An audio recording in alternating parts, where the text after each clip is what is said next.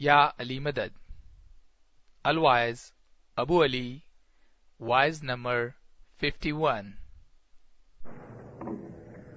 Recording ہوتی کہ نہیں؟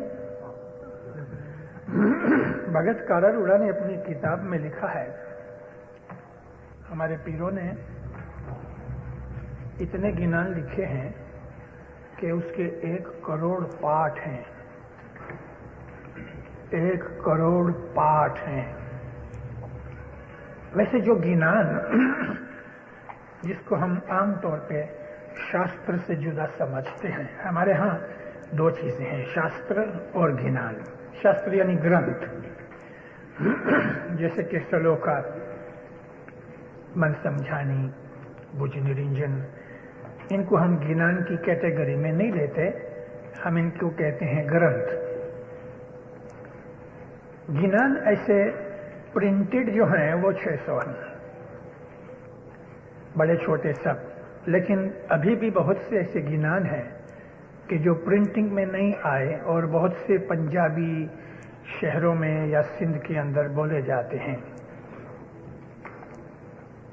ایک گنان ہے پنجابی کا، چھوٹی عمر سے میں بولتا آیا ہوں، مگر میں نے کبھی کسی کتاب میں پڑھا نہیں. پرانے زمانے میں جو ہمارے بزرگ تھے وہ گنانوں کو لکھنے نہیں دیتے تھے. وہ کہتے تھے کہ تم اگر لکھو گے تو کبھی یہ کاغذ بھول سے زمین پہ لگ جائے گا.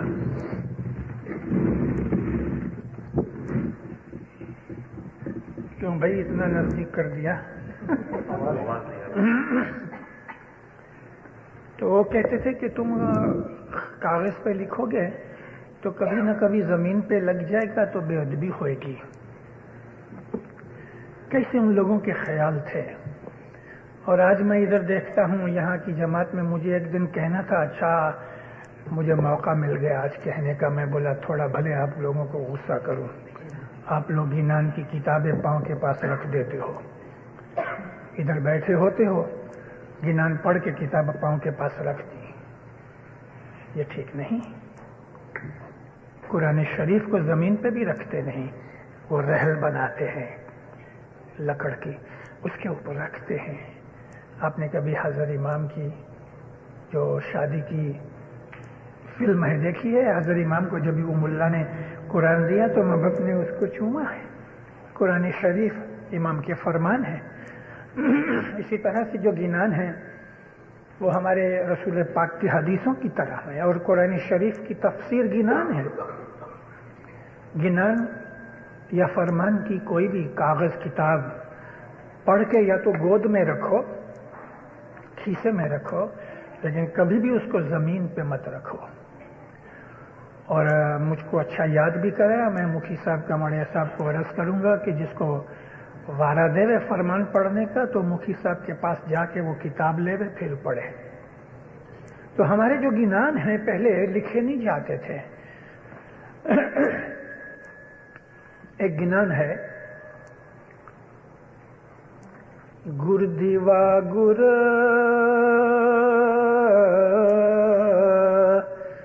چاندرنا،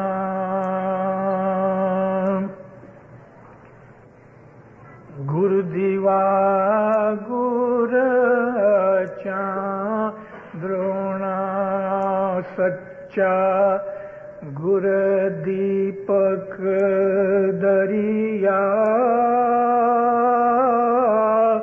اے گراں بنا تالا مردو نہ کھولے، توڑے بھرے رہن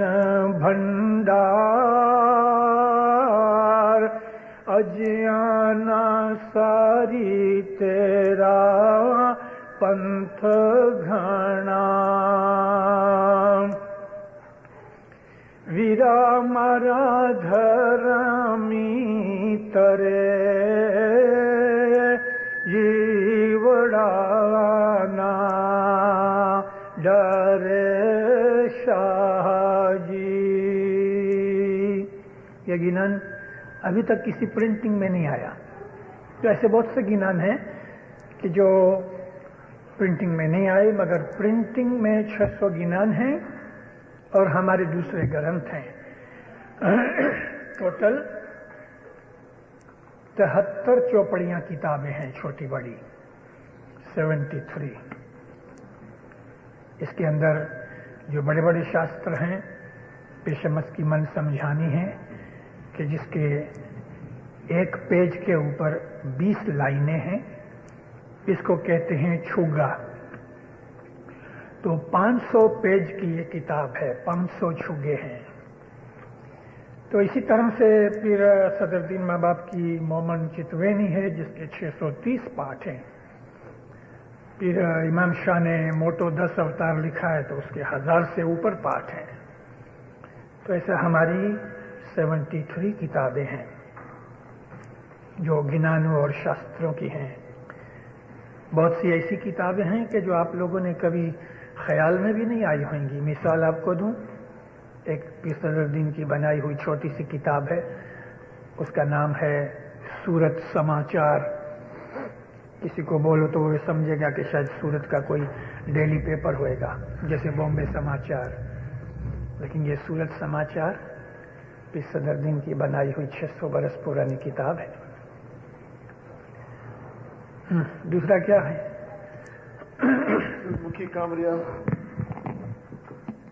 Should Mukhi Kamriya leave their part to give presents, etc. during Jamaat work?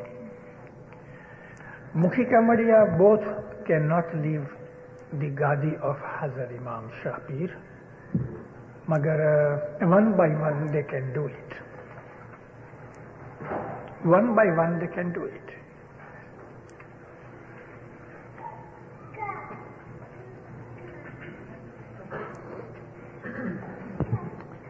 बचपन में सुना था कि खुदा की कसम खाना गुनाह है, तो क्या खुदा की कसम खानी चाहिए कि नहीं? इमाम सुल्तान मोहम्मद शाह सल्लल्लाहु अलैहि फरमाया है कि तुम किसी और की कसम मत खाओ, मगर खुदा की कसम खाओ, क्योंकि खुदा जो है ना वो सुभान पाक है और उसको कोई बुराई या कोई ऐब लग नहीं सकता। कलाम इमाम मुबीन में ये फरमान मौजूद है कि जब भी कसम खाओ तो अल्लाह की कसम खाओ। और खुदा की कसम खाने से इंसान के दिल में डर भी रहता है। यूं तो मैं कहूंगा कि मोमन को कसम खानी ही नहीं चाहिए। कसम खाओ सिर्फ मौला के हुजूर में, मौला के साथ प्रॉमिस करने के लिए। बाकी ये तो अभी मुसलमानों की आदत है, अल्लाह की कसम, रसूल की कसम, कुरान की कसम, फलाने की कसम, ईमान की कसम। मगर उसको बोलो अच्छे तेरे बेटे की कसम खा तो चुप हो जाएगा। कसम नहीं खानी चाहिए, लेकिन फिर भी इमाम सुल्तान ने फरमाया कि अल्लाह की कसम खाओ अगर खानी तो, क्योंकि अल्लाह जो है ना वो हर ऐब से पाक है। उसको बुरा चाहोगे तो उसका बुरा होने वाला नहीं। कभी झूठ भी बोल दोगे तो खुदा को कुछ भी बुरा होने वाला नहीं है। शायद खुदा तुम्हें मुआफ भी कर देवे, किसी दफा थप्पड़ भी मार देवे, तो दूसरी दफा ध्यान रखो तो अल्लाह की कसम खा सकते हो। मगर मेरी नसीहत ये है, कभी कसम मत खाओ। कहो मैं सच कहता हूं, ये बात ऐसी बनी है, मानना तो मानो, कसम काय को खा दो। मोमन कसम नहीं खाता, जिसको खुद के ऊपर एतकाद है मैं सच्चा हूं। ये और बात है कि जज के पास, मजिस्ट्रेट के पास, कोर्ट में हमको कसम खानी पड़ती है, मगर नॉर्मली अपनी जिंदगी में कभी कसम मत खाओ। यहाँ आयत का जिक्र नहीं है, लेकिन लिखा है आयत का तर्जुमा, जब हम सब कौम को अपने इमाम के साथ बुलाएंगे। एक्सप्लेन। एक सवाल है। सवाल दूसरा, शैतान को ऐसा ख्याल कैसे आया कि वो आदम को सिजदा करने से इनकार करे? क्या इससे पहले भी कोई शैतान था? बाबत ऐसी है कि पहली तो वो आयत के हर कौम को उसके इमाम के साथ उठाया जाएगा, ये बिल्कुल सच बात है। और खुदा ताला जब हमसे हिसाब लेगा तो हमारे इमाम दो हैं। ताज्जुब मत करना मेरे लफ्जों के ऊपर, मैं खुलासा करता हूं। अरबी जबान में ایک امام ہے امام مستقر. مستقر امام جو ہے وہ حاضر امام ہے. پیر کا لفظ عربی زبان میں نہیں ہے. جب ہم لوگ ایران میں آئے تو ایرانی اسماعیلیوں نے اپنے پیر کے لیے پیر کا لفظ استعمال کیا، لیکن پیری جوما ایران آنے سے پہلے بھی تھا، تو ہم اپنے پیروں کو امام مستعودہ کہتے تھے. امام مستعودہ. عربی زبان کی اسماعیلی کتابوں کے اندر پیر کا لفظ نہیں نکلے گا، یا تو لکھا ہوگا امام مستعودہ اور یا لکھا ہوگا حجت الامام. ان دونوں کا مطلب حاضر امام کی طرف سے بنائے ہوئے اپوائنٹ کیے ہوئے پیر کا ہے. تو خدا تعالیٰ کے حضور میں جب ہمیں اٹھایا جائے گا تو حقیقت میں اس امام سے مطلب پیر ہے، کیونکہ جو امام کا جو نور ہے وہ بذات خود اللہ کا نور ہے. تو پیر ہے جو ہم کو امام کے سامنے لے کے جائے گا اور ہماری شفاعت کرے گا. وہ پیری جوت اور وہ جو پیر کا نور ہے وہ حضرت محمد مصطفیٰ صلی اللہ علیہ وسلم کا نور ہے. اس آیت کا ایک یہ مطلب بھی ہے کہ محمد کی امت کو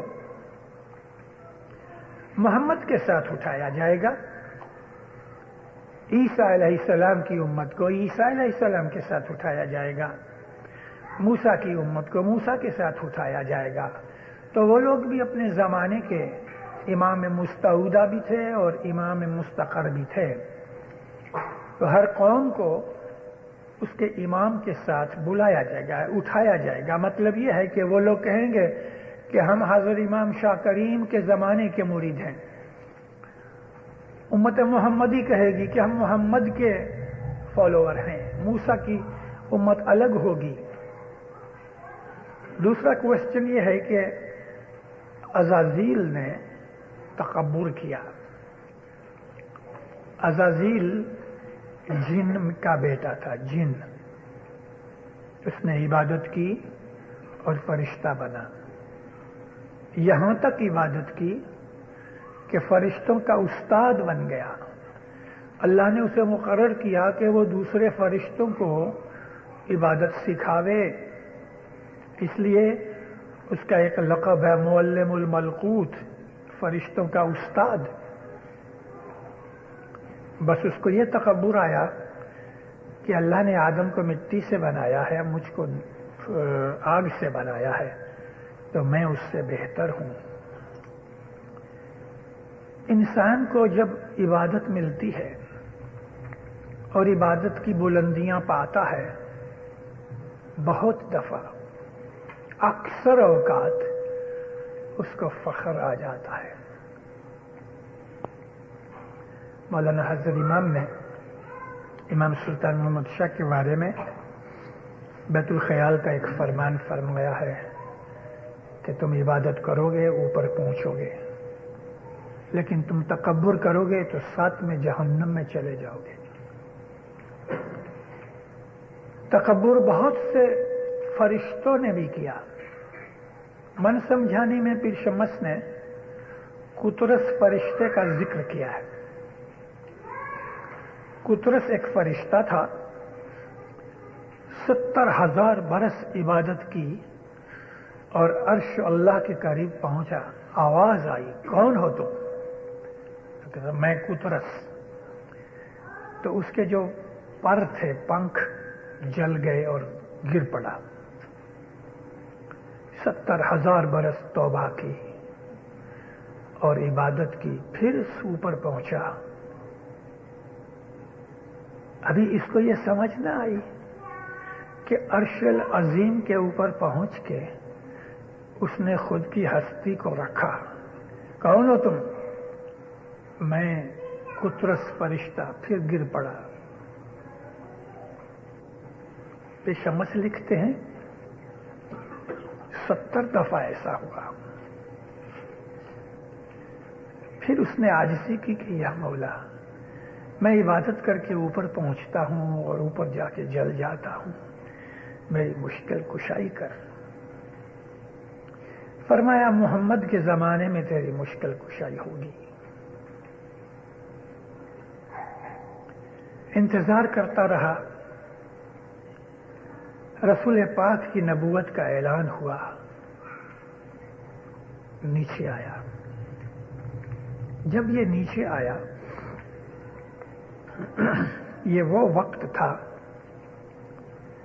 کہ تقریباً 2.5 برس کے، 2.25 برس کے امام حسین اور 3.25 3.5 برس کے امام حسن، پھول جیسے 2 بچے ایک گارڈن کے اندر سو گئے۔ ابھی اس کی کہانی اس طرح ہے کہ نبی کریم کے زمانے کے اندر اہل بیت جو تھے انہوں نے جان بوجھ کے اپنی حالت کو غریبی میں رکھا تھا، غریب تھے نہیں۔ بہت سے سنی مسلمان اور سنی کتابیں اہل بیت پاک کو بہت بڑی خراب غربت کی حالت میں ڈپکٹ کرتے ہیں، وہ غلط بات ہے۔ وہ تو شہنشاہ تھے زمین آسمان کے، لیکن اصل حقیقت یہ ہے کہ اس زمانے میں جو مومن تھے وہ بہت غریب تھے اور دسوند تھوڑی آتی تھی، اور پیروں نے کہا کہ دسوند شاہ جی نو آہار کہیں، مومنوں کی دسوند نہیں تھی، اس کے لیے کھاتا نہیں تھا۔ تو ایک مانگنے والا گھر پہ آیا، مولا کے در کے اوپر کوئی آوے اور مولا کہے کہ نہیں میرے پاس کچھ نہیں تو چلا جا، ایسا تو بن نہیں سکتا، کیونکہ ساری زمین آسمان کے خزانے کا مالک ہے۔ اس نے کہا کہ یا مولا میرے گھر مہمان ہے، عورت میری بیمار ہے، مجھے تھوڑے دینار چاہیے۔ گھر پہ کچھ نہیں تھا، اس کا ہاتھ پکڑ کے لے گئے کہ یہودی کے پاس سے مانگا۔ اس نے کہا یا مولا واپس کب کرو گے؟ فرمایا سورج غروب ہونے سے پہلے میں تجھے دے جاؤں گا۔ وہ آدمی جو سوالی تھا پیسے لے کے چلا گیا،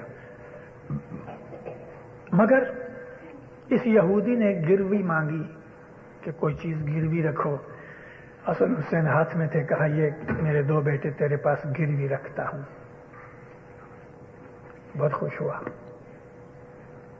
ابھی حسن حسین کو گروی رکھ کے اس سوالی کا سوال پورا کیا مولا نے۔ یہودی نے اپنے مکان کے پیچھے گارڈن تھا، وہاں ان کو کہا کہ جاؤ ادھر، تو یہ ادھر کھیلتے رہے، کچھ پانی وغیرہ پھولوں میں ڈالتے رہے، کھیلتے کھیلتے تھک گئے۔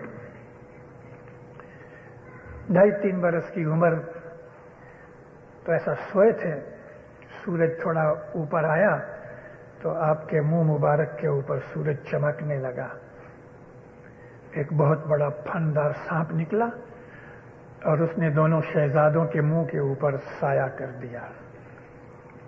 حضور دونوں سوئے تھے۔ یہ سانپ کون تھا؟ یہ قطرس فرشتہ تھا۔ اس نے جب زمین کے اوپر آیا اور اس نے دیکھا کہ حسنین سوئے ہیں اور سورج کی تپش ان کے منہ مبارک پر پڑتی ہے، تو اس نے سایہ کر دیا۔ سورج غروب ہونے لگا، سارا دن بچوں کو دیکھا نہیں، بی بی فاطمہ اداس ہو گئی۔ شام کو ایک مرید آیا، دسوندی مہمانی کے پیسے دیے، مولا لے کے مٹھی میں۔ یہودی کے پاس جب پہنچے تو اندھیرا ہو گیا تھا۔ یہودی کہتا ہے یا علی آپ کا وعدہ ٹوٹ گیا، سورج غروب ہو گیا۔ مولا جوش میں آئے، انگلی سے اشارہ کیا، یہ سورج رہا، تو گیا ہوا سورج واپس آیا۔ مجھے یہ کتاب پڑھ کے بہت برسوں سے، چھوٹی عمر سے میں نے یہ چیز پڑھی، 4-5 سال ہوئے۔ ریڈرز ڈائجسٹ کے اندر میں نے ایک فزسسٹ کا ایک آرٹیکل پڑھا، اور اس نے لکھا کہ ایک وقت ایسا ہوا کہ زمین ایسٹ کی طرف جاتے جاتے واپس ویسٹ کی طرف پھر گئی، اور اس نے اپروکسیمیٹ ٹائم دیا ہے، جھٹ سے میں نے حساب کیا تو یہ وہ وقت تھا جب علی مرتضیٰ نے انگلی سے اشارہ کر کے سورج کو واپس بلایا۔ زمین واپس پھری، وہ اس طرح لکھتا ہے کہ ایک بہت بڑا سٹار نزدیک سے نکلا کہ جس کی گریویٹی کے زور سے زمین واپس پھر گئی، مگر وہ گریویٹی کس نے بنائی تھی؟ اس انگلی نے بنا دی۔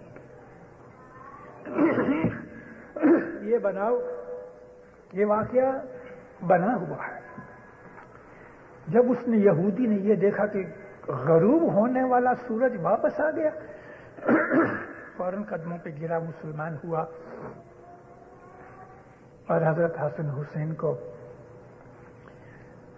دینے کے لیے جب اندر گئے تو حضور تو دونوں سوئے تھے، تو سانپ دیکھ کے یہ بھاگ آیا۔ مولا علی آگے گئے، اس سانپ نے ایک شکل اختیار کی، فرمایا کون ہے تم؟ کہتے یا علی تیرے کو سب روشن ہے، اب میری مشکل کشائی کر۔ مولا فرمایا تو نے میرے بچوں کی خدمت کی ہے، جا میں تجھے کہتا ہوں عبادت کر، جب تم اس عرش العظیم پہ پہنچے اور تمہیں پوچھا جائے کہ تو کون ہے تو کہنا یا مولا میں کچھ نہیں، سب تو ہی تو ہے۔ تو میں نے یہ واقعہ اس لیے بیان کیا ہے کہ اللہ کی قدرت امام کے ہاتھ میں ہے۔ امام کبھی پیر بن کے، کبھی امام بن کے، مرشد بن کے، باپ بن کے، کسی بھی طریقے سے کچھ نہ کچھ ہمیں سکھاتا رہتا ہے۔ ہمارے گنانوں کے اندر اس قسم کا بہت علم ہے۔ تو عزازیل جو تھا اس نے بہت عبادت کی، جب امتحان کا وقت آیا تو اسی قطرس فرشتے کی طرح خود کی خودی کو بھول نہ سکا، اور عبادت میں جب تک انسان اپنی خودی بھول نہ جائے عبادت کامل نہیں ہوتی۔ ثواب ملتا ہے مگر خدا کا دیدار نہیں ملتا۔ تو عزازیل کو تکبر نے مارا، کسی اور شیطان نے نہیں بھلایا۔ امام فرماتے ہیں کہ جب تم کوئی بد خیال کرتے ہو تو تمہارے اندر خود کی جو بدی ہے اسی وجہ سے اس وقت تم خود شیطان ہو۔ شیطان کسی حیثیت والی ہستی کا نام نہیں، کسی انڈیویجول کا نام نہیں، بدی کا نام ہی شیطان ہے۔ تو عزازیل کو کسی اور نے نہیں سکھایا مگر قدرت نے اس کے اندر جو فطرت وادیت کی تھی کہ وہ آگ سے ہے، تو آگ سے مطلب کیا؟ حسد، غصہ، غرور، یہ سب آگ کی صفتیں ہیں۔ ہم کو خدا نے مٹی سے بنایا تو مٹی کی صفت تو حلیمی اور نرمی ہے، مگر جب ہمارے اندر شیطان آ جاتا ہے تو ہم بھی غصہ کرتے ہیں، ہم بھی حسد کرتے ہیں، ہم بھی مغرور ہو جاتے ہیں۔ تو خدا تعالیٰ نے ہمارے اندر آگ بھی رکھی ہے، مٹی بھی رکھی ہے، پانی بھی ہے، ہوا بھی ہے، اور خلا بھی ہے جس کو آکاش کہتے ہیں۔ اس کے بعد کیا ہے؟ After Khalsa ji, people used to wash their hands so that they can even take their dirt of money their home. Does this system still exist?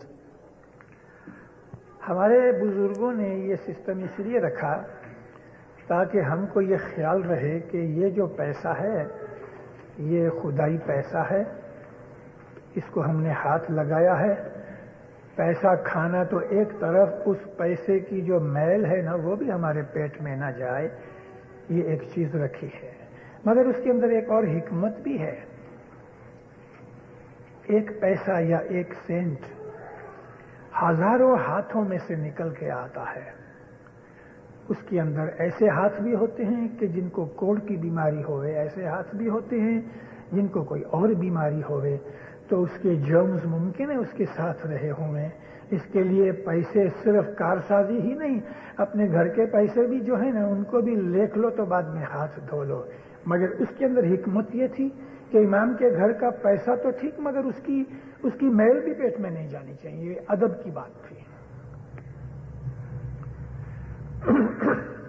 What is the name of surah in fourth part of our dua, Shamsa? کوئی night school کی بچی. شمس یعنی ہماری چوتھے part کے اندر ان اللہ یا ان الذین یبایعونک، یہ جو آیت ہے یہ اس وقت نازل ہوئی کہ جب رسول پاک کے ہاتھ پر مکہ کے باہر درخت کے نیچے بیعت لی گئی، اور اس بیعت کو کہتے ہیں بیعت رضوان. یہ جو بیعت رضوان ہے یہ سورۃ النساء کے اندر ملے گی.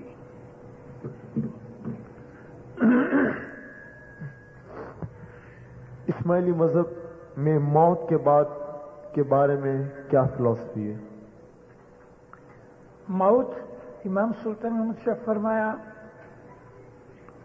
مومن کے لیے عید کا دن ہے. موت ہم اس دنیا سے اٹھ کے خدا تعالی کے نزدیک جانے کا ذریعہ سمجھتے ہیں. وہ لوگ جو عبادت کرتے ہیں وہ تو جیسے ہی اس دنیا کو چھوڑتے ہیں ان کا روح مولا کے پاس چلے جاتا ہے. جو بہت بلند ہوتے ہیں وہ امام کے نور میں مل جاتے ہیں، اور جو بہت بلند نہیں ہوتے تو وہ فرشتے بن کے رہتے ہیں. بہت کم ایسے حالات ہیں کہ جس کو خدا واپس دنیا کے اندر نئی زندگی دیتا ہے. لیکن موت ہمارے لیے قیامت ہے اور حساب کتاب کا دن ہے.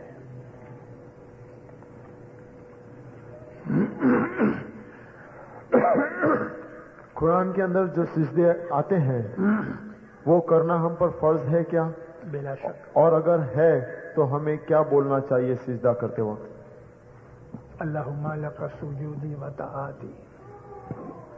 قرآن اللہ کا کلام ہے. مومنوں، ہم اسماعیلیوں کو فخر کرنا چاہیے قرآن کے اوپر.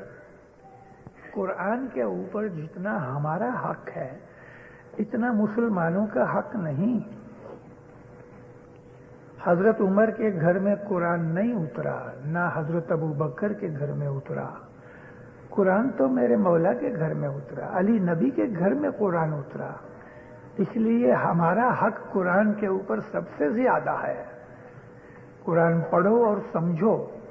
قرآن شریف کا ایک ایک لفظ اللہ کا کلام ہے، اور کلام کے اندر جہاں جہاں بھی سجدے آتے ہیں ہمیں وہاں ضرور سجدہ کرنا چاہیے.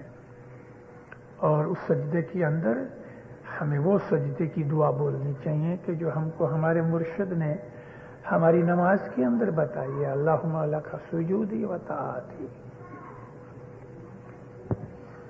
Why don't we eat pork?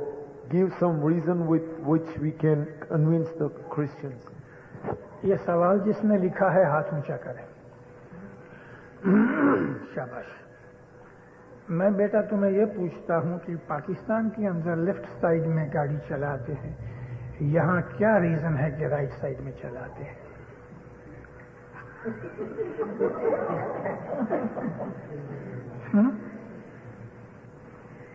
کوئی ریزن ہے؟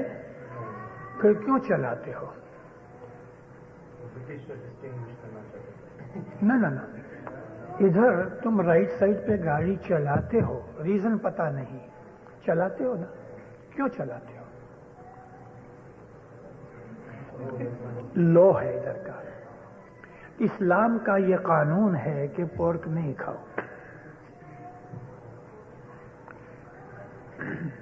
دنیا میں بہت سی ایسی چیزیں ہیں جو بزرگ یا اللہ یا مرشد یا نبی ہمیں فرماتے ہیں. हर चीज हमारी समझ में नहीं आ सकती। हमें अल्लाह ने इस बात के लिए या रसूल ने इस बात के लिए हमें कोई वजह नहीं बताई। हुक्म किया तुम ये चीज मत खाओ। इसी तरह से हजरत आदम को अल्लाह ने हुक्म किया कि तुम ये चीज मत खाना, रीजन नहीं बताया। उसने खाई तो जन्नत से निकाल दिया।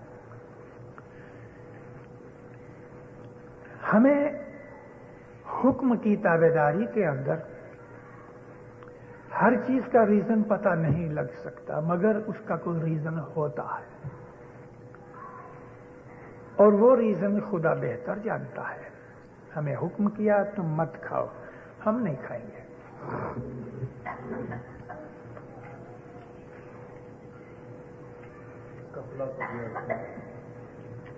वैसे मैंने एक किताब लिखी हुई है इसके ऊपर, पोर्क के ऊपर। देखी है तुम्हारे कभी? नहीं, 10-12 साल नहीं, 15 साल हुए। ऐसा करो, लिखो इधर, Y pork is forbidden in इस्लाम, और इस्माइलिया एसोसिएशन वैनकूवर को या टोरंटो को लिखो, मेरी ये किताब मंगाओ, उसमें मैंने रीजंस दिए हैं, साइंटिफिक रीजंस दिए हैं। ठहरो why pork is forbidden in Islam by Abu Ali. 15-16 साल हुए मैंने ये किताब लिखी थी।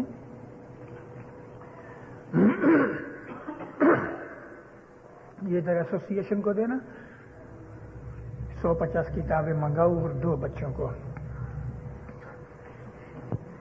साइंस का ये कहना है कि सूअर की चमड़ी के अंदर, गोश्त के अंदर एक ऐसा जर्म है, एक ऐसा बेसिला है कि अगर उसको 360 डिग्री के पानी में बॉयल भी किया जाए 1 घंटे तक तो भी वो मरता नहीं। पानी बॉयल होता है 212 डिग्री पे, 212 फ़ारेनहाइट के ऊपर पानी बॉयल हो जाता है। लेकिन उनका कहना यह है कि 360 डिग्री भी अगर फ़ारेनहाइट 2 और 1 घंटे तक पकाओ तो भी उसके अंदर बाज ऐसे जर्म्स हैं जो नहीं मरते। दूसरी एक चीज ये है कि इसका गोश्त खाने से इंसान बेशर्म हो जाता है, उसकी आंख में से मां बहन की शर्म निकल जाती है। यूरोपियन कंट्रीज जो हैं, वेस्टर्न कंट्रीज, जहां ये गोश्त ज्यादा खाया जाता है,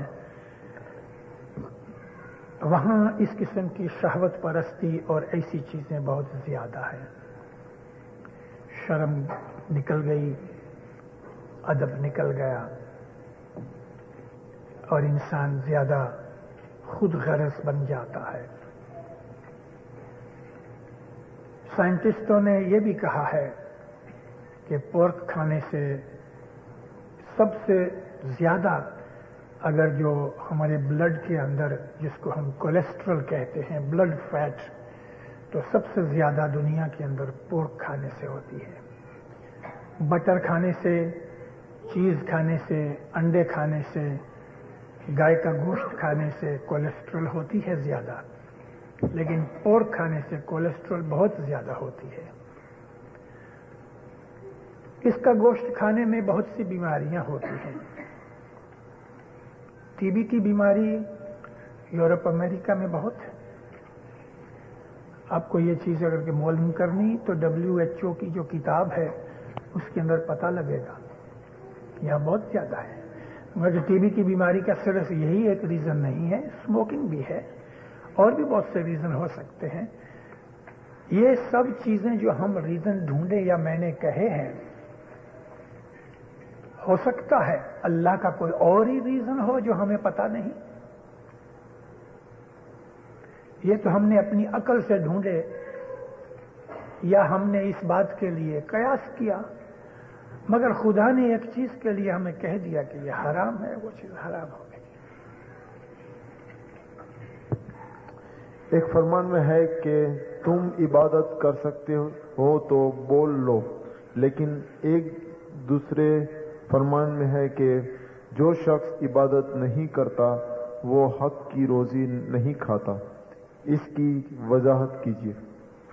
عبادت کا صرف یہی مطلب نہیں کہ بیت الخیال کی بندگی، دعا پڑھنا عبادت ہے، جماعت خانے میں آنا عبادت ہے، تسبیحاں نکالنا عبادت ہے، دستور دینا عبادت ہے، نیک عمل کرنا عبادت ہے، اور حق کے ساتھ اپنی روزی کمانا عبادت ہے۔ تو جو آدمی عبادت نہیں کرتا، دعا نہیں پڑھتا، جماعت خانے نہیں آتا، خدا کو یاد نہیں کرتا، سچ مچ وہ حق کی روزی نہیں کھاتا۔ لیکن بیت الخیال کی جو عبادت ہے وہ بھی عبادت ایسی ہے کہ جو سب لوگ نہیں کر سکتے، اس کے لیے امام فرمایا کہ اگر نہیں ہو سکتی تو مت لو۔ جو کم تکلیف والی عبادت ہے وہ کرو، جیسے کہ 3 وقت کی دعا پڑھنا عبادت ہے۔ جو آدمی 3 وقت کی دعا نہیں پڑھتا، جو دستور نہیں دیتا، جماعت خانے نہیں آتا، مولا کو یاد نہیں کرتا، تو سچ مچ وہ حق کی روزی نہیں کھاتا۔ جماعت خانے آنا بعض جگہ حالت کے اندر نہیں بن سکتا، مگر دعا پڑھنا تو ہر حالت میں ہو سکتا ہے۔ بیمار آدمی پلنگ کے اوپر پڑا ہے تو بھی لیٹے لیٹے دعا پڑھ سکتا ہے۔ اور تمام عبادتوں کی جو بنیاد ہے تو وہ 3 وقت کی دعا ہے۔ چند رات کے تالیقے کا جو فرمان ہے اس میں یہی ہے کہ 2 منٹ کی بھی دعا، یعنی تم بہت جلدی پڑھ دو تو 2 منٹ میں دعا ختم ہو جائے گی۔ امام سلطان نے فرمایا کہ 2 منٹ بھی مگر تم دعا پڑھو، کبھی تم نے دعا نہیں پڑھی تو باقی تمام بندگیاں جو ہے فاؤنڈیشن بغیر کی ہیں، پایا وگر نیچے۔ تو یہاں حق کی روٹی کا مطلب اس آدمی کے لیے ہے جو حق کی روٹی نہیں کھاتا، یعنی وہ خدا کی عبادت نہیں کرتا، دعا نہیں پڑھتا، یاد نہیں کرتا، دستور نہیں دیتا، اعمال اچھے نہیں کرتا، سب چیز۔ مومن کا تو سونا بھی مولا فرمایا عبادت ہے، لیکن بیت الخیال کی عبادت ہے نا، وہ بڑی کٹھن چیز ہے۔ اس کے لیے امام نے فرمایا تمہارے اوپر وہ فرض نہیں۔ دیکھو ہمارے بہت سے لاکھوں بھائی ایسے ہیں مڈل ایسٹ کے اندر، چائنا میں، رشیا وغیرہ میں، ان کے پاس بیت الخیال کے بول نہیں ہیں، مگر وہ لوگ صبح اٹھتے ہیں، مولا کو یاد کرتے ہیں۔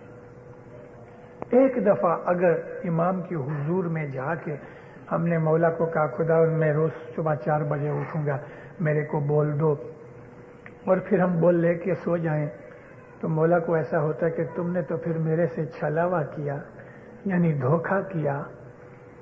امام سلطان محمد شاہ تو غصے ہو جاتے تھے اور کہتے تھے کہ تم کو میں نے نہیں کہا کہ تم آ کے میرے سے بول لو، مگر تم نے بول لے لیا، ابھی عبادت نہیں کرتے، تو اس کا مطلب یہ ہے کہ تم میری امامت کو قتل کرتے ہو۔ بیت الخیال کا کام اگر نہیں ہو سکتا تو نہیں لینا چاہیے، مگر عبادت ہو سکتی ہے بیت الخیال کے بغیر بھی۔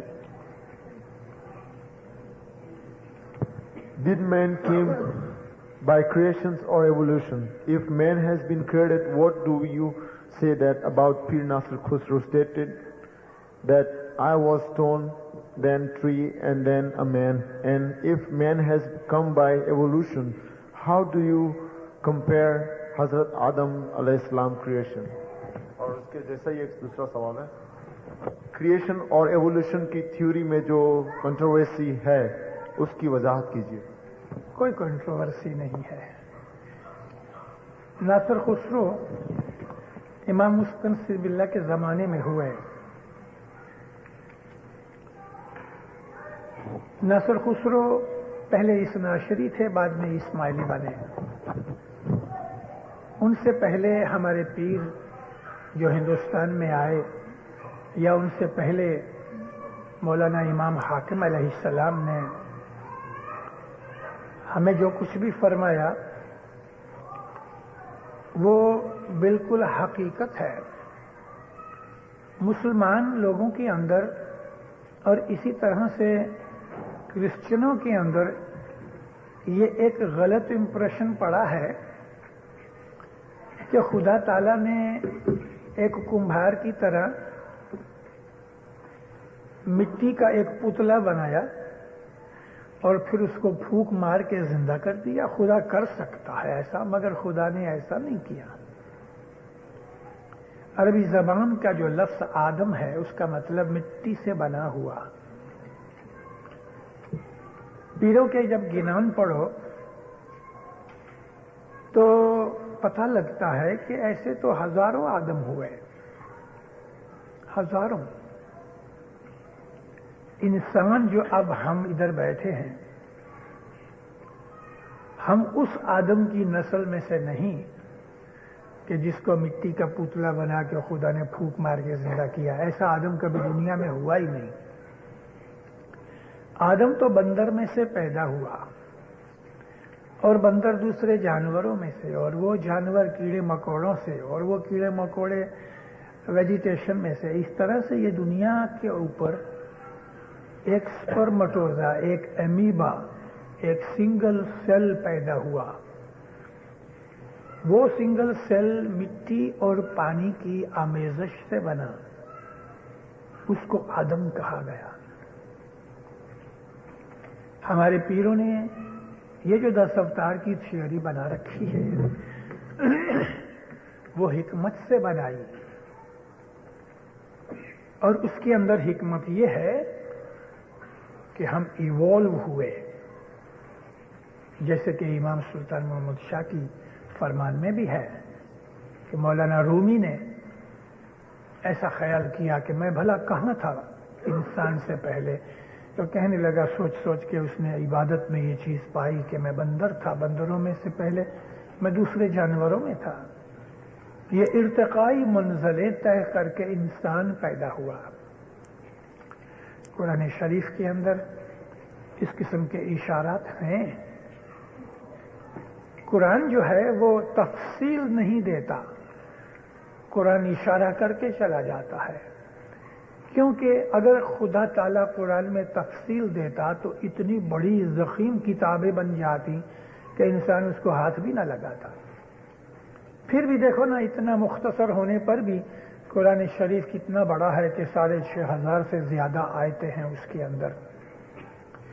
तो अल्लाह ताला ने इस बात के लिए इशारा किया है सूरह नूह के अंदर कि हमने इंसान को तबका दर तबका पैदा किया। और हमारे गिनानों के अंदर ये चीज है कि इंसान जब दुनिया के अंदर नहीं था तो उसके पहले जानवर थे। अपने दिमाग में से ये चीज निकाल डालो कि एक मिट्टी का पुतला था, उसको खुदा ने फूंक मार के जिंदा कर दिया। ये हजरत आदम, ऐसा नहीं। वो आदम जिसको हम नबी आदम कहते हैं,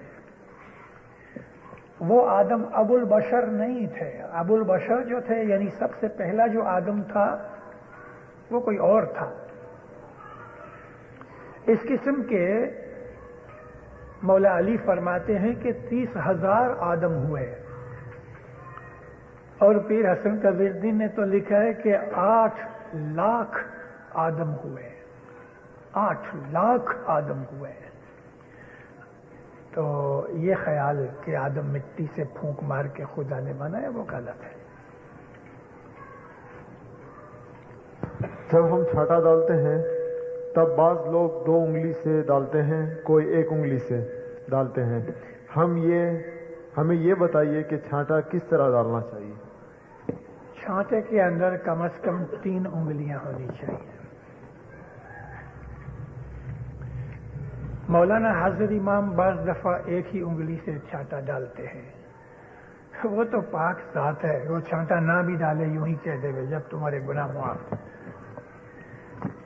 वो तो मुआफ हो गए।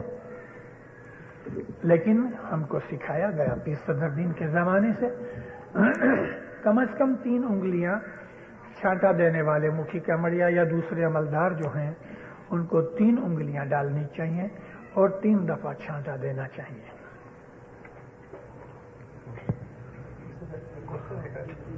हमारी बहुत सारी किताब में लिखी है कि 5 उंगली मैंने कहा कि कम से कम 3 उंगलियां डालो। मानो कि आपकी एक उंगली दुखती है और बैठे हो छांटे के ऊपर, तो 3 उंगलियां डालो। कम से कम 3 उंगलियां होनी चाहिए। 5 भी डालो, 4 भी डालो, लेकिन 2 या 1 नहीं। उसके साथ है बहुत सारे लोग जो छाता डालते हैं वो 3 मरतबा डाल कर नहीं जाते, वो एक ही मरतबा नहीं, 3 दफा हाथ पानी के अंदर डालना चाहिए छाता देते वक्त। एक ही दफा डिप करके 3 दफा करना वो नहीं। अच्छा, और एक सवाल मेरा ये है, जो रूहानी की जब अपन दुआ करवाते हैं तो उस वक्त अपन को क्या बोलना चाहिए? उसके अंदर यही है कि फलानी रूहानी की तरफ से या रूहानी कबीले की तरफ से मैं मुआफी मांगता हूं, और मुखी का मड़िया उस वक्त कहती है नियत मुराद खाना वाला। बाकायदा रूहानी का नाम अपन को लेना चाहिए?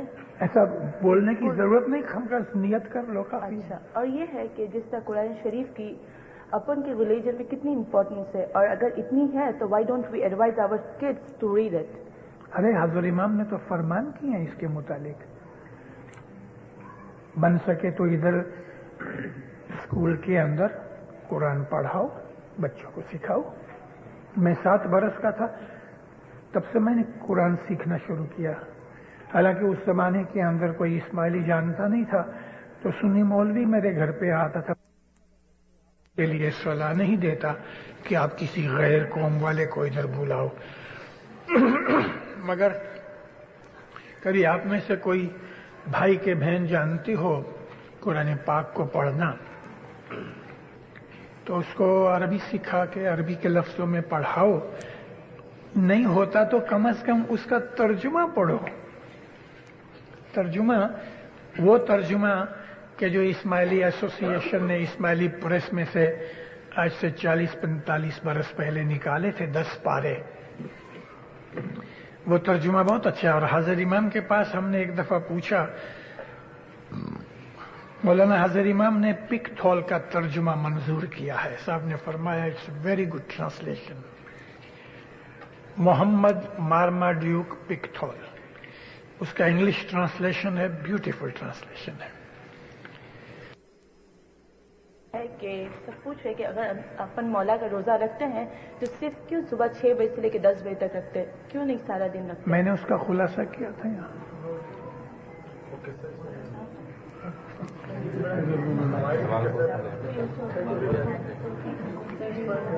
अच्छा, और सब पूछ अभी देखो बेटा, मेरी बात सुनो। इधर आदमी कुछ 100 से ऊपर बैठे हैं जी, हर आदमी को 2 सवाल पूछने की इजाजत है। औरों को भी, उन लोग मुझे कह रहे हैं कि मैं पूछूं, अगर आपको इतराज ना हो तो। अच्छा पूछो, 2 और पूछ लो।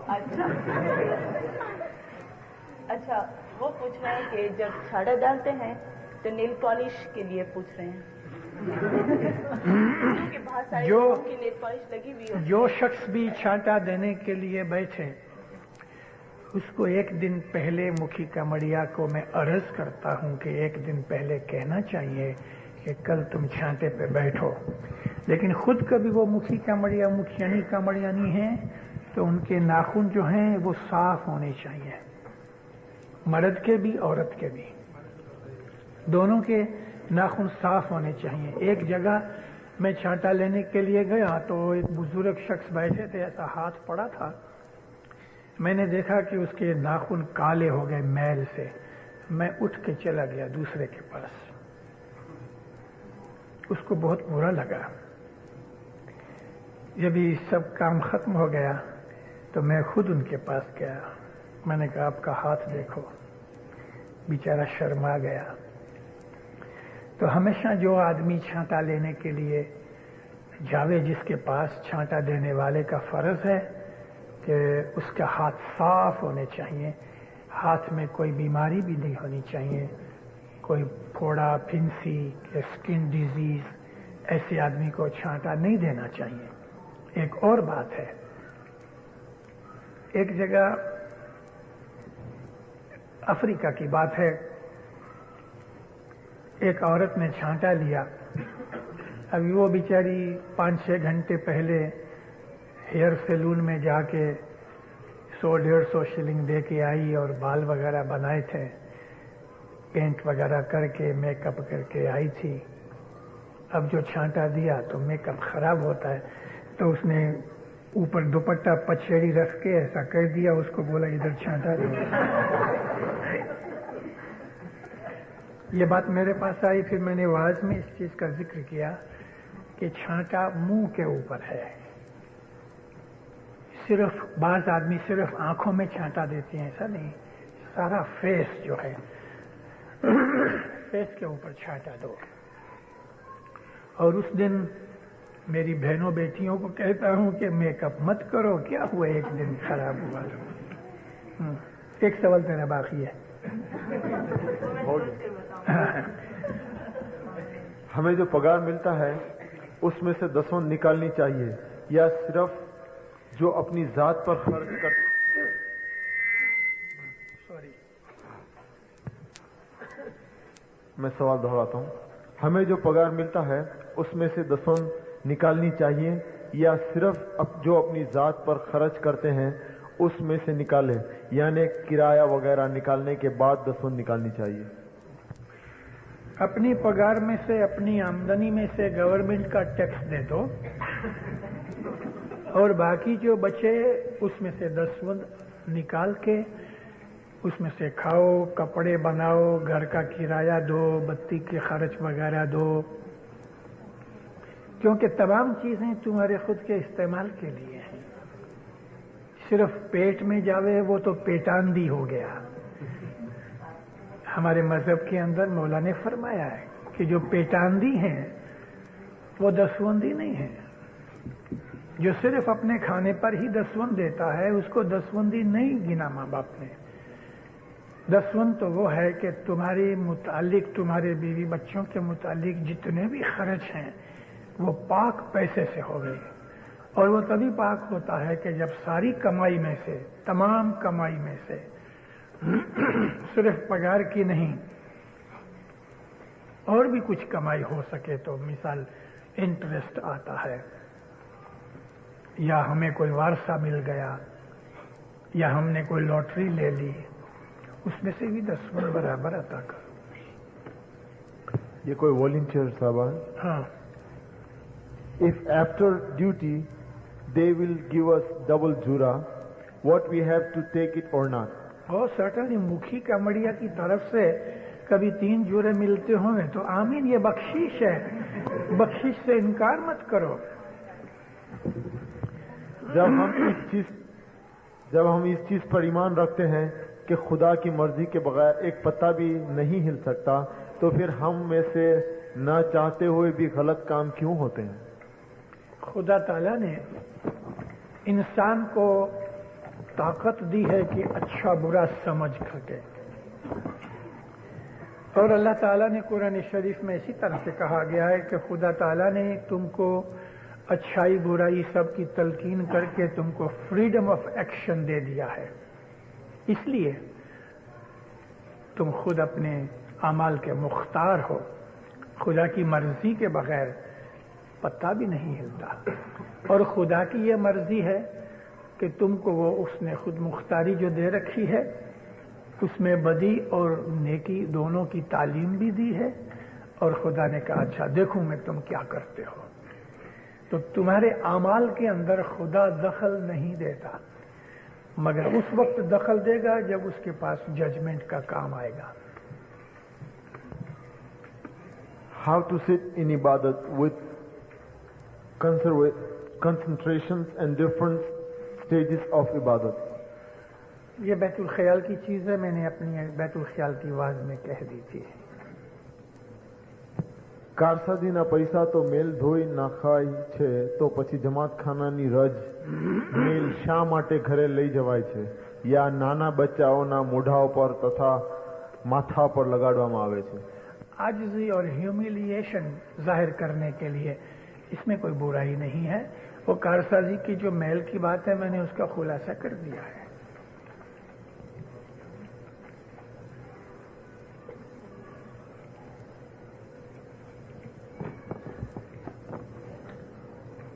What is the meaning of Alif Lam Mim? Quran शरीफ के अंदर मक़तात हैं, इन लफ्ज़ों को अलिफ लाम मीम या तो हा इस किस्म के जो हरूफ हैं इनको अरबी ज़बान के अंदर मुक़त्तआत कहते हैं। इसका इल्म सिर्फ इमाम के पास है। दुनिया का कोई भी इंसान ये दावा नहीं कर सकता कि ये इल्म हम जानते हैं। ये इल्म लुदुन्नी है। आपने कहा कि कुरान पढ़ो, तो कौन सा कुरान पढ़ो? कुरान में तो बहुत से चेंजेस है। कोई सच्चा कुरान को नाम तो दिखाओ, पता नहीं क्या है। जिसने ये लिखा है उसको पता नहीं। कुरान शरीफ तो सच्चा है। जो कुरान बाजार में मिलता है सारी दुनिया के अंदर वो एक ही कुरान है। इतना जरूर हुआ है कि ये कुरान के अंदर जिस तरीके से आयतें नाजिल हुई, यानी मिसाल देता हूं कि जो सबसे पहली 5 आयतें नबी के ऊपर नाजिल हुई वो सूरतुल अलक में है, और पहली सूरा हम देखते हैं तो अलहम्द से शुरू होती है। कुरान शरीफ के अंदर वो जो क्रोनोलॉजिकल ऑर्डर था नाज़िल का, तंजील का, वो इसमें नहीं है, मगर तमाम अल्फाज जो हैं वो सच्चे हैं और अल्लाह की तरफ से हैं। इसके लिए कुरान बिल्कुल हक है और हमें उस कुरान को अल्लाह के कलाम के तौर पे हमारे इमामों ने फरमान फरमाया है कि इसे कबूल करो, और हमने कबूल किया है। अलबत्ता मैंने ये कहा है कि कुरान शरीफ का तर्जुमा और उसकी जो तफसीर है उसके अंदर अलग अलग और जुदे जुदे मुख्तलिफ तर्जुमे हो जाने की वजह से लोग मुश्किल में पड़ गए हैं। आज से 45 बरस पहले इस्माइली प्रेस बम्बई के अंदर कुरान शरीफ के 10 पारे इस्माइली नज़र से ट्रांसलेट हुए थे। बाकी के जो 20 पारे थे वो कहीं गुम हो गए, मिल न सके, मगर 10 पारे तो इस्माइली नज़र से ट्रांसलेट हुए हैं। फिर भी हमारे हज़रत इमाम ने इंग्लिश ट्रांसलेशन में से मोहम्मद मार्माड्यूक पिक्थॉल का ट्रांसलेशन मंजूर फरमाया है, तो वो ट्रांसलेशन पढ़ो। और अरबी के अंदर तो कुरान एक ही है, मुसलमानों का और हमारा और शियों का, उसमें कोई फर्क नहीं, और वो सच्चा और हक है। मौत के बाद जन्नत और दोज़ख के बारे में आपका क्या ख्याल है? जन्नत और दोज़ख तो जिंदगी में भी है, मौत के बाद की क्या बात है। जन्नत और दोज़ख इंसान के खुद के अंदर है, स्टेट ऑफ माइंड है। हमारी रूह हमारे अमाल के हिसाब से अच्छी जगह के ऊपर जाएगी तो वो जन्नत है। जन्नत कोई जियोग्राफिकल पोजीशन, कोई जगह का नाम नहीं है। वो पीछे लड़के को कुछ पूछना है, क्या है?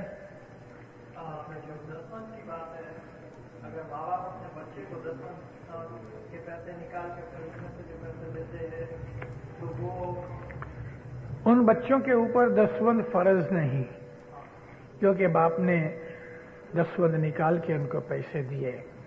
लेकिन छोटी उम्र से कभी तुमने बच्चों को ये कहा कि देखो बेटा, इसके अंदर मैंने दसवंत तो निकाल दी, मगर तुम्हें आदत पड़े इसके लिए तुम इसमें से भी दसवंत निकालो तो वो और भी अच्छा है। कभी वो नहीं निकाले तो गुनाह नहीं। मस्जिद में आते या जमात खाने में आते तो जो चूड़ा मिलता है ये एक दूसरे को चखाना। हाँ, क्यों नहीं। झूरा जो है इमाम की तरफ से मिलता है। शापीर जो तुम्हें झूरा देते हैं तो एक बरकत की चीज है, तुम अपने दूसरे भाई बहनों को, इस्माइलियों को, मगर नॉन इस्माइली को नहीं। हाँ, इसमें कोई खराबी नहीं। तुम्हें मौला ने एक बरकत दी, उसके अंदर दूसरों को भी तुम शामिल करते हो।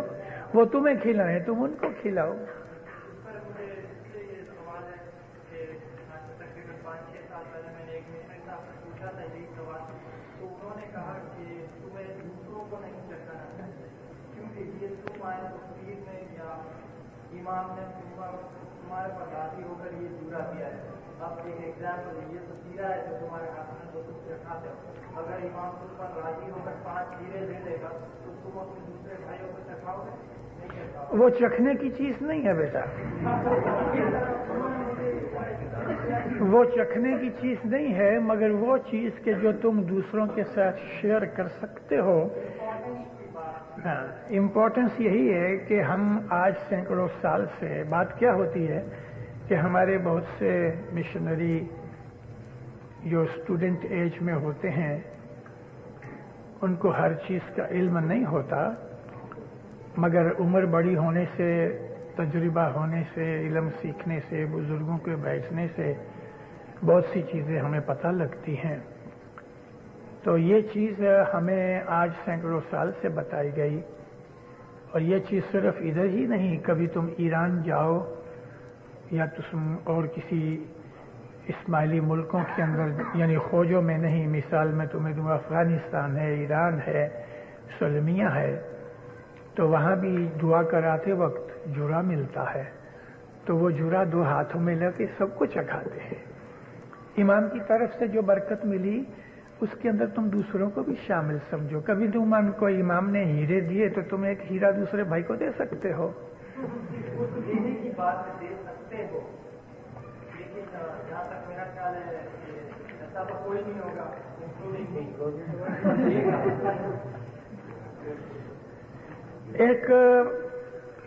एक आदमी को इमाम सुल्तान मोहम्मद शाह ने एक दफा सोने की मोहर दी, सोने की मोहर। हालांकि उस जमाने के अंदर सोने मोहर की कीमत 9 साढ़े 9 रुपए ही थे। जब वो बाहर निकला तो एक इस्माइली भाई गरीब उसके पास आके बहुत रोया और कहने लगा कि मैं सख्त तकलीफ में हूं, मेरी मदद करो। ये सोना मोहर उसने उसको दे दी। जूरा जो है वो और चीज है, और इमाम कभी कोई दूसरी हमें चीजें देता है, वो और चीज है। जूरा पता है क्या है? हाजिर इमाम खाता होवे और अपने खाने में से कोई चीज तुम्हें दे देवे तो वो जूरा है, लेकिन मौला खीसे में हाथ डाल के हीरा निकाल के तुम्हें देवे तो वो जूरा नहीं है। इस तरह तो मेरे पास ऐसी बहुत सी चीजें हैं इमाम सुल्तान मोहम्मद शाह की, हजरत इमाम की। जूरे का मतलब इमाम खाता है, अपने खाने से पहले नहीं, खाते खाते या खाने के बाद तुमको वो चीज देवे, उसको जूरा कहते हैं। तो जूरा तुम दूसरों को जरूर चखाओ। मैंने कहा 2 सवाल करे, बहुत से हैं।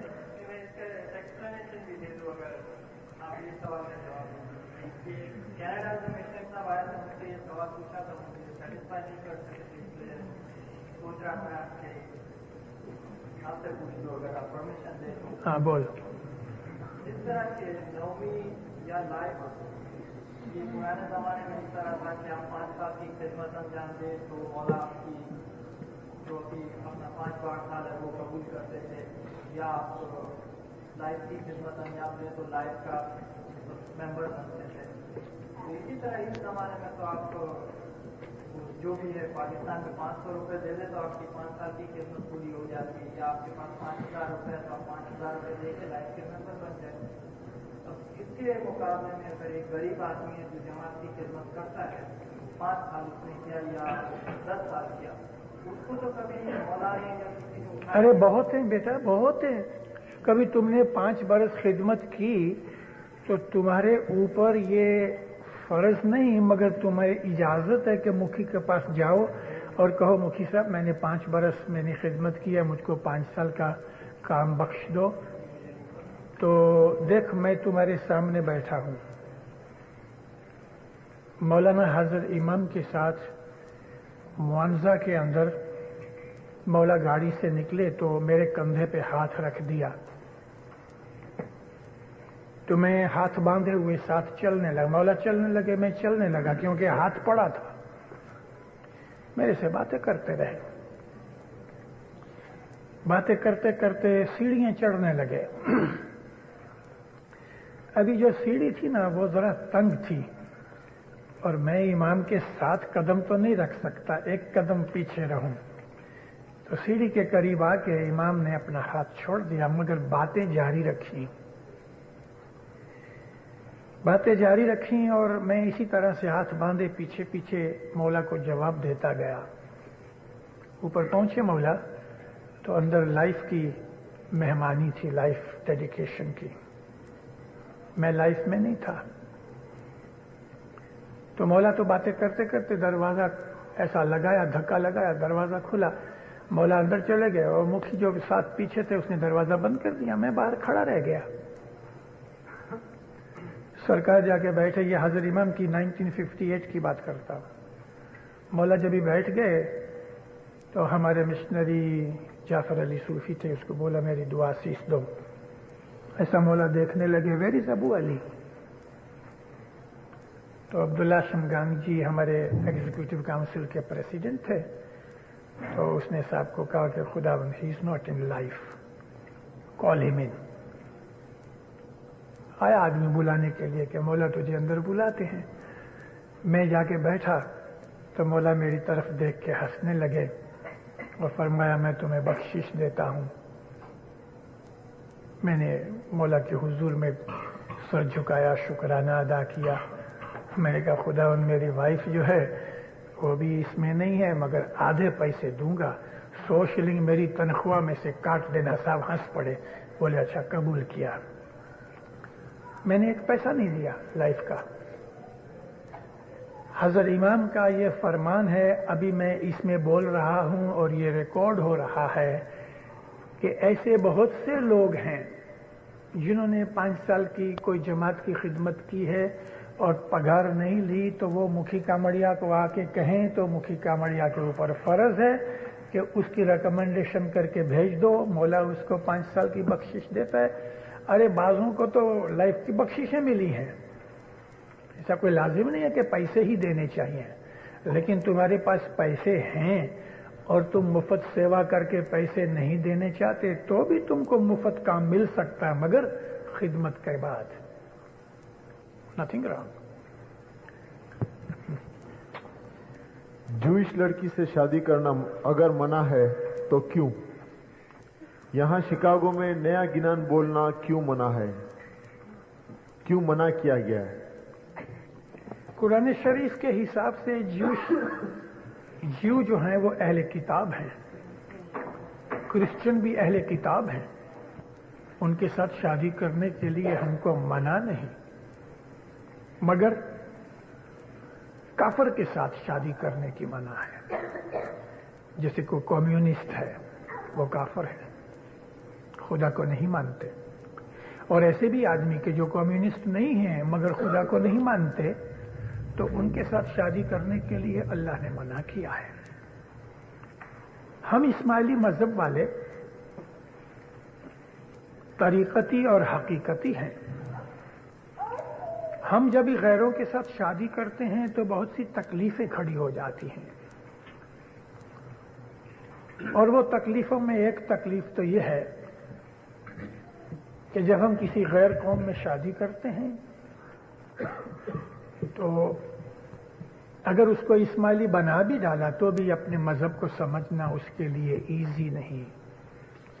700 बरस से खोजे पी सदर दिन के बनाए हुए और 800-900 बरस के पंजाबी इस्माइली पेशमस के बनाए हुए आज तक अपने मजहब को 800-900 बरस में अच्छी तरह नहीं समझ सके, तो एक क्रिश्चियन या ज्यू या एक हिंदू ऐसे इस्माइली मजहब में आके वो इस्माइली मजहब को नहीं समझ सके, मगर शादी करनी ही है।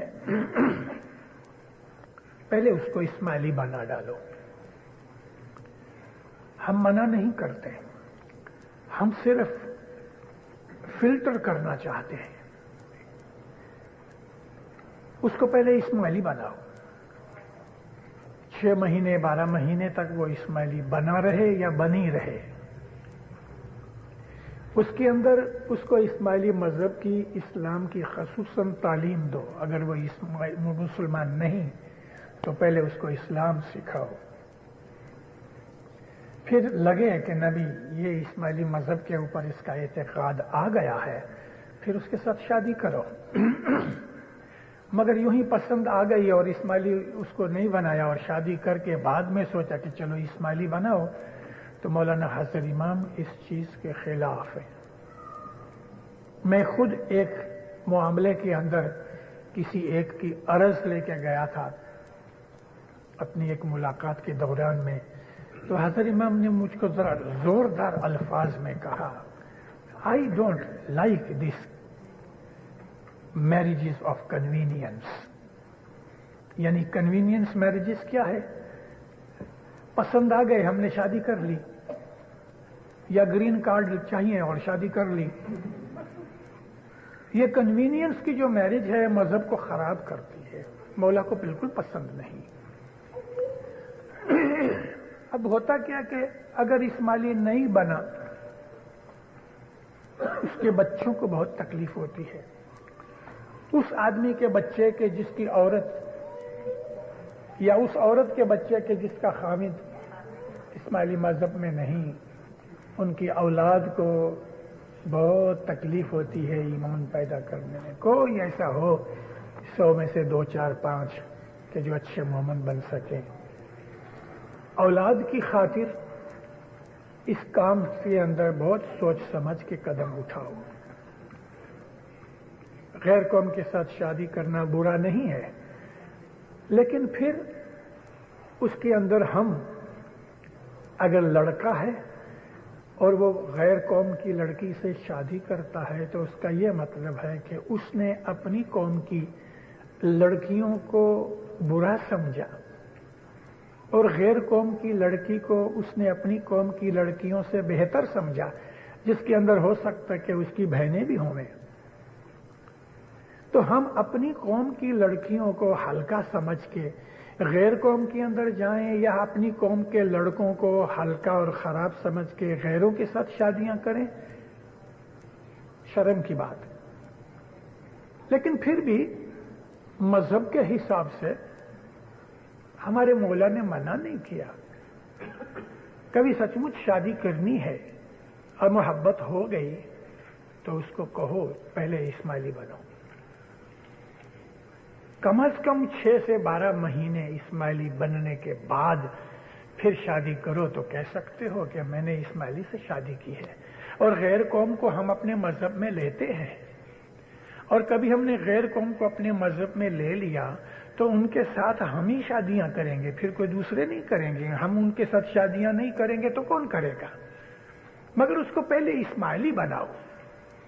और यह नहीं है कि शादी करके फिर तुम अर्जियां करो कि मुझको इसको इस्माइली बनाना। ऐसा मत करो। इस्माइली बनाओ, 6 से 12 महीने उसको अपने मजहब की तालीम देने के बाद फिर उसको इस्माइली बनाओ, यानी उसके साथ शादी करो। कुरान में अलिफ के ऊपर नुक्ता क्यों है, या इसकी क्या मायनी है? अलिफ के ऊपर नुक्ता? जी, कुरान में अलिफ के ऊपर नुक्ता। अलिफ के ऊपर नुक्ता कभी नहीं होता। ये सवाल है।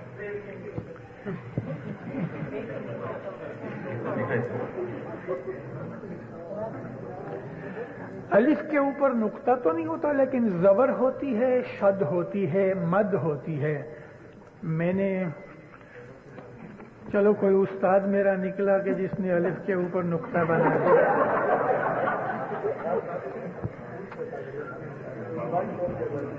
Why there is chana and mitha chawal in Satima ka Roja Majlis? Why not other juras? If there is a farman, then do you know the reason behind it? घुघरी पहले जमाने के अंदर जूरे के तौर पे दी जाती थी। रोजे के अंदर चने हैं। पीरों ने सस्ते से सस्ती चीज इसलिए रखी है कि गरीब से गरीब भी उसको उठा सके। दूसरा, राजे रजवाड़े पैसे वाले लोगों ने कभी चने खाए नहीं, तो जूरे में तो खाएं। इसमें इसके अंदर एक आजिजी है, इसके अंदर मौला के हुजूर में एक इनकसारी है यानी जिसको हम ह्यूमिलिएशन कहते हैं। और चने अमीर गरीब सब उसको एक ही हालत के अंदर रखना, इक्वल आ जाएं, और सस्ते से सस्ती चीज चना है, इसके लिए हमारे पीरों ने चने को बॉयल करके, जिसको घुघरी कहते हैं, या जुरे के अंदर उसको सेक के देते हैं। यानी इसके अंदर और कोई बात नहीं, सस्ते में सस्ती चीज है। वो सवाल का जवाब नहीं मिला। यहाँ शिकागो में नया गिनान बोलना क्यों मना किया गया है? किसने मना किया मुझे नहीं पता। नया गिनान यानी कोई आदमी खुद बना के आपको गिनान ले आवे तो नहीं हो सकता, मगर पीरों का कोई ऐसा गिनान कि जो कॉमन नहीं है और कभी वो बोला गया है तो उसके अंदर कोई खराबी नहीं। मुझे नहीं पता कि ये मना किया जा सके। कैसे मतलब मिसाल कोई हो सकता है मोदी साहब को अर्ज किया जाएगा नया गिनान बोलने का, तो मना करते हैं। पर नया गिनान किस तरह से? मुखी साहब ने कभी इस ख्याल से कि भाई तुम उसका राग अच्छी तरह से जानते हो कि नहीं जानते, तो वो और बात है, मगर मुझे नहीं ऐसा महसूस होता कि नया गिनान, कोई नया गिनान है ही नहीं।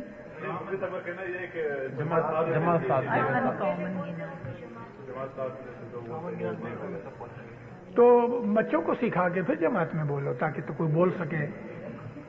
अभी मैंने इधर एक पाठ बोला, वो पाठ तुम में से सुना किसी ने ऐसा गिनान? गुर दीवा गुर चांदना,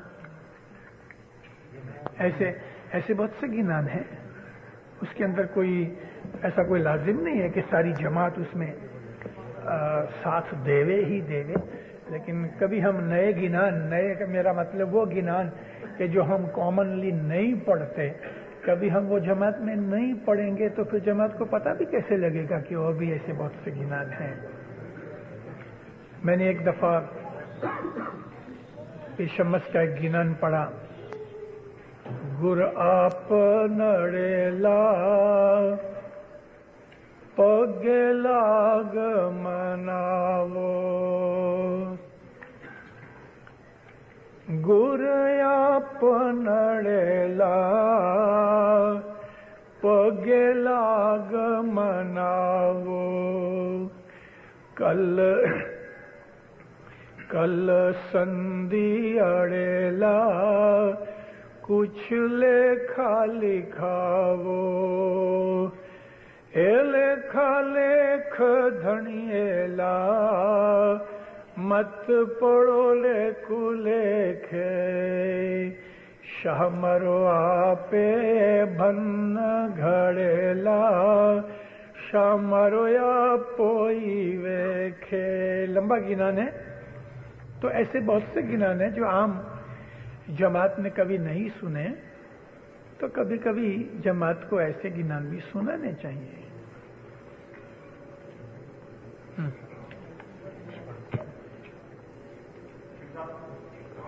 What is? हाँ बोलो।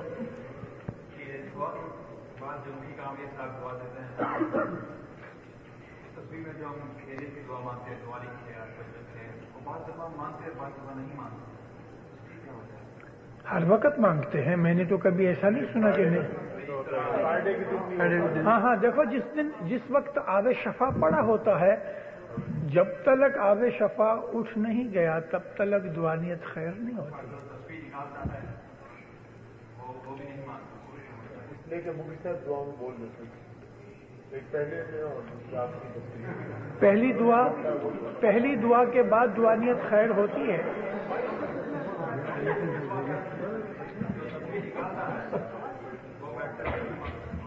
न उसके बाद फिर मुखिया कामड़िया साहब दुआनियत खैर करते हैं ना। दुआनियत खैर का मतलब ये है कि नाउ मीटिंग इज ओवर। मगर जब भी गठपाठ हो गए तभी दुआनियत खैर नहीं कहना चाहिए। What is Baitul Khayal bowl, and is it different to different peoples or some?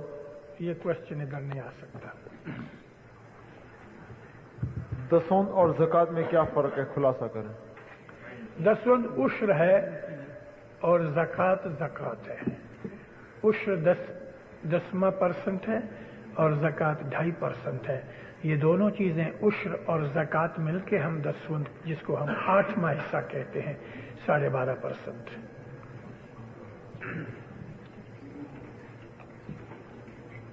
یہ پہلا سوال تو میری سمجھ میں نہیں آیا، لیکن دوسرا سوال ہے حدیث قدسی میں لکھا ہے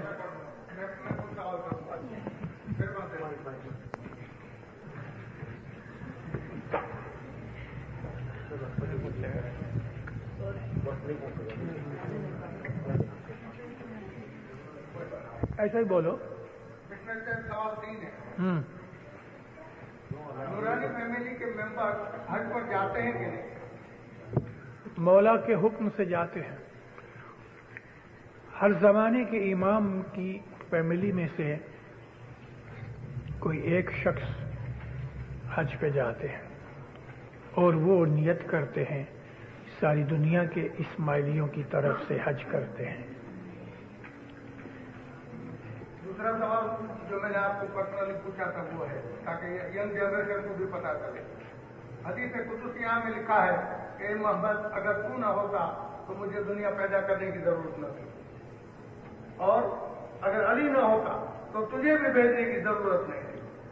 تو یہ سوال تو آتا ہے 1400 برس کے بعد جب اسلام جب شروع ہوا تب. اس سے پہلے دنیا میں کئی برسوں سے اسلام پیدا آپ بولتی ہیں 1400 برس ہوئے؟ نہیں میرے بھائی، جب سے دنیا نہیں بنی تب سے اسلام تھا. فرشتوں نہیں سمجھ رہی کہ 1400 سال سے ہے اسلام. نہ خود قرآن شریف کا فرمان یہ ہے کہ ہر نبی مسلمان تھا، ہر نبی کا مذہب اسلام تھا. یہ تو اسلام جو ابھی محمد کو ملا وہ تو اسلام کا آخری حصہ تھا. قرآن شریف ہمارے سامنے ہے اور اس بات کا گواہ ہے کہ تمام نبیوں کا مذہب اسلام تھا، اور اللہ خود کہتا ہے کہ اسلام خدا کا مذہب ہے. تو خدا نے ایک ہی مذہب رکھا ہے ہر زمانے کے اندر. یہ ابھی کا جو ہم مسلمان جس کو کہتے ہیں یہ تو اس کی آخری انسٹالمنٹ تھی. لیکن اس سے پہلے تو عیسائی تھا، تو وہ بھی اسلام کا ہی حصہ ہے. عیسیٰ یہ ایکسپٹ نہیں کرتے ہو تو اس میں کیا ہوا؟ کبھی ایک لڑکا باپ کو کہے تو میرا ابا نہیں، تو باپ کیا کہے گا؟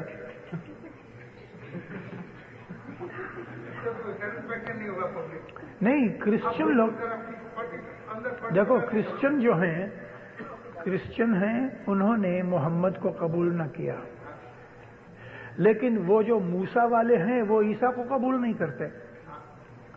موسیٰ کے پہلے جو ابراہیم والے ہیں وہ موسیٰ کو قبول نہیں کرتے. تو ہر زمانے کے اندر ایسا ہوتا چلا آیا کہ ایک نبی جو مذہب لے کے آیا اس کو بعضوں نے قبول کیا، بعضوں نے قبول نہیں کیا. جنہوں نے قبول کیا وہ سچے راستے پہ تھے. پھر جب یہ نوا نبی آیا تو بعضوں نے قبول کیا، بعضوں نے قبول نہ کیا. جس نے قبول کیا وہ سچے راستے پہ تھے. تو ہر زمانے کے اندر جو سچے راستے کے اوپر تھے وہ مسلمان تھے، ست پنتھی تھے. اور یہ ساری دنیا جب سے بنی تب سے چلا آتا ہے. تو اللہ تعالیٰ فرمایا کہ جتنے بھی نبی تھے ان سب کا مذہب اسلام تھا. یعنی موسیٰ علیہ السلام کے بعد جب یہ دوسرے نبی آئے تو جنہوں نے قبول کر لیا وہ مسلمان تھے، دوسروں نے قبول نہیں کیا. تو یہ جو کرسچن ہیں جو ابھی کے، یہ تو سینٹ پال کے مرید ہیں، جیسس کے نہیں. آپ نے کبھی بائبل پڑھی ہوگی تو آپ کو پتہ لگے کہ سینٹ پال نے یہ کرسچینٹی کھڑی کی. تو کرسچن لوگ بھلے نہ مانے مگر اللہ کہتا ہے کہ عیسیٰ مسلمان تھا، تو ہم کرسچنوں کی بات مانیں کہ خدا کی مانیں؟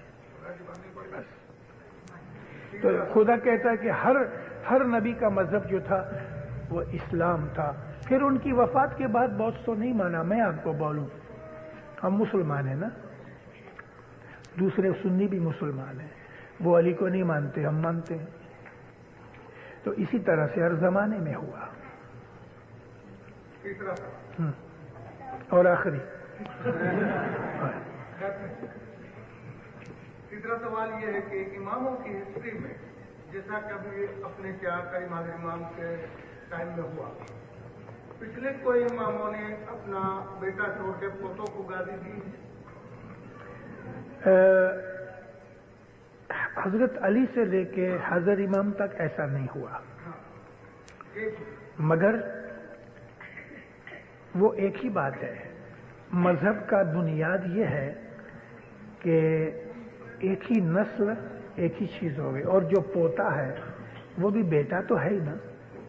नहीं, मेरा मतलब तो सिर्फ यहाँ है। बराबर, पोते को, बेटे को छोड़ के पोते को गादी नहीं मिली, ये बात सच है। हजरत अली से लेके आज तक ऐसा नहीं हुआ, आज तक ऐसा नहीं हुआ, लेकिन हजरत अली से पहले हुआ। मुझे खुद को मालूम नहीं है तो मैं आपको क्या बोलूं। हजरत अब्दुल मुतलिब जो थे वो इमाम थे। हजरत अबू तालिब अलैहिस्सलाम के पास पीरी जोत थी, पीरी जोमा था। हजरत अब्दुल मुतलिब जब गुजर गए तो उन्होंने इमामत हजरत अबू तालिब को दी, मगर जब अली पैदा हुए तो अबू तालिब ने अपनी हयाती के अंदर, अपनी हयाती में अली को इमामत सौंप दी। अभी बात क्या है कि एक इमाम जब बन जाता है तो फिर वो अपनी इमामत छोड़ता नहीं, मगर ठहरो मैं उसका खुलासा करूं। जौमा छोड़ना और चीज है और अपनी शक्ति ताकत देना दूसरी चीज है। जैसे कि इमाम सुल्तान मोहम्मद शाह ने प्रिंस अली खान को बहुत दफा भेजा और तालिके के साथ भेजा, यानी तालिका उनके हाथ में नहीं दिया, जमात को टेलीग्राम कर दिया, मेरा शहजादा आता है, वो मेरी तरफ से तुम्हारे सब काम करेगा। प्रिंस अली खान ने बैतुल ख्याल के बोल भी दिए हैं, प्रिंस अली खान ने बैयत भी की है। तो उस वक्त गादी के ऊपर जो प्रिंस अली खान थे वो इमाम सुल्तान मोहम्मद शाह थे। एक चीज और, आपने अपनी वाइज में कई दफा कहा है कि इमामत जो है नबी साहब के बाद हजरत अली से शुरू होती है। सच बात है, मगर इमामत का नूर तो उसके पहले भी था, जिसको हम पात्र कहते हैं, हम उसका नाम इमाम नहीं रखते। उसका नूर, हजरत इमाम का जो नूर है वो जब से दुनिया बनी तब से चला आया है। इमामत का जो नाम है वो अली से चला, मगर अली से पहले इमामत का नूर तो था ना। और उसी नूर को हमारे पीर सदरुद्दीन ने पात्र के नाम से कहा, सितोत्र पात्र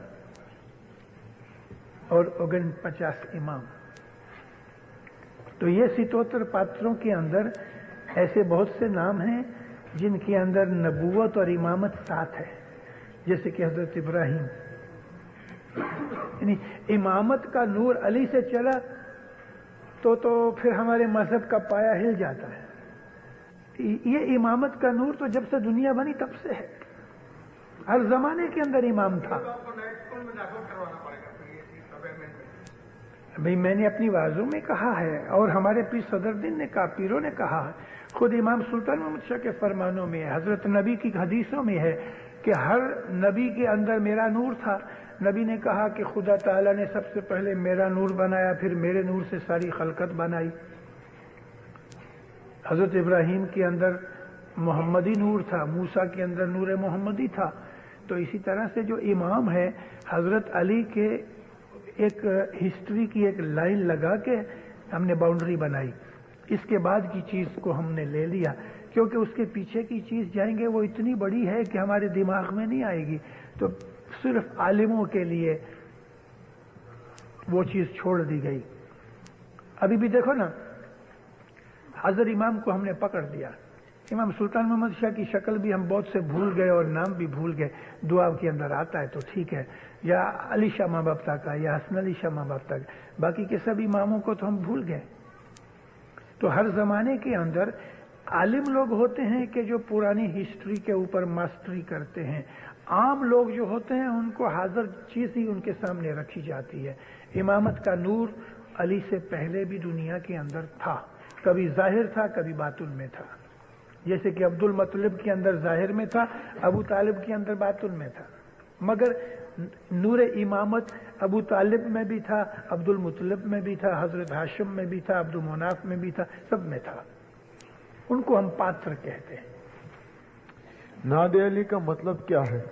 अस्तगफिरुल्लाह रब्बी वातु बोले का क्या मतलब है? नाद अली कहते हैं अली को पुकारो। नाद का मतलब पुकारो, मतलब कि अली को मदद के लिए पुकारो। ऐ अली, वो अली के जो अजीब कुव्वत को जाहिर करने वाला है, और वो अली के जो हर एक किस्म की तकलीफों मुसीबतों को दूर करने वाला है। फिर उसके अंदर कहते हैं ऐ अली, अपनी ताकत से, अपनी रहमत से मेरी तू मदद कर। नाद अलियन मजहरल अजाइब तजदऊ औ नल्लका फिन नवाइब कुल्लो हमिन व गमिन सियंजली बवलायत का या अली ओ या अली ओ या अली। यह है नाद अली। तो उसका मतलब यही है कि पुकार करो अली की, जो अपनी कुदरत से अजीब ताकतें जाहिर करता है, जो अजाइब का मजहर है, जो हर एक किस्म की मुसीबतों को दफा करने वाला है। ऐ अली, अपनी रहमत से, अपने लुत्फ व करम से मेरे तमाम गम और मेरी तमाम मुसीबतें दूर कर दे या अली। यह है नाद अली। अस्तगफिरुल्लाह रब्बी व अतूबु अलैह। ऐ अल्लाह, मुझे मुआफ कर दे। Full stop. दूसरा फिक्रा है, ऐ मेरे पालने वाले, मैं तेरे पास तौबा करता हूं। तो ये दो चीजें हैं, अस्तगफिरुल्लाह रब्बी व अतूबु अलैह। What should we say when हाँ, What should we say when we take chanta? तौबो तौबो तकसीरदार बंदो सिरता पा गुनेगार जो था, उसको हमने मुखफ़फ़ कर दिया। तौबो तौबो बंदो गुनेगार गत बख्शे शाहपीर बख्शे।